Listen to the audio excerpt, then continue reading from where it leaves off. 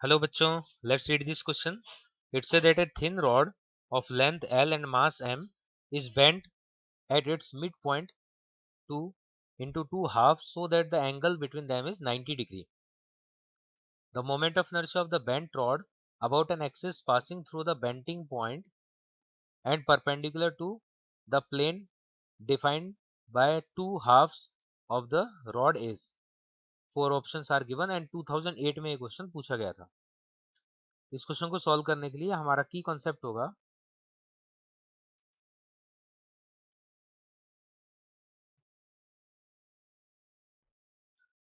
ये पहले हम एक रॉड लेंगे और उसको हमने 90 डिग्री पे बेंड कर दिया दो पार्ट्स में, तो यहाँ पर जो लेंथ है वो L/2 हो जाएगी और मास हो जाएगा M/2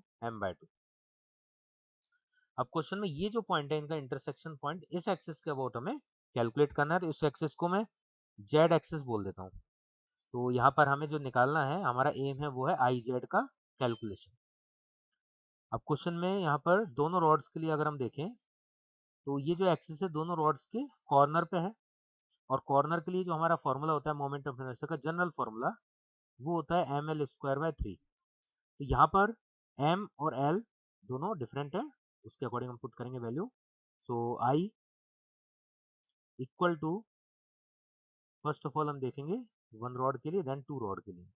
सो वन रॉड के लिए I1 हो जाएगा, टू के लिए I2 हो जाएगा.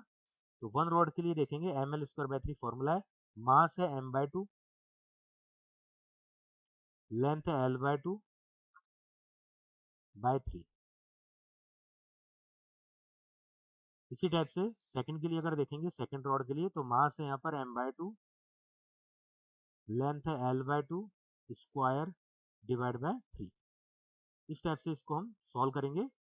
सो आफ्टर सॉल्विंग क्योंकि यहाँ पर 1/3 कॉमन है और तो यहाँ पर ये 2 टाइम्स हो जाएगा, तो डायरेक्ट इनको 2 टाइम्स कर सकते हैं हम.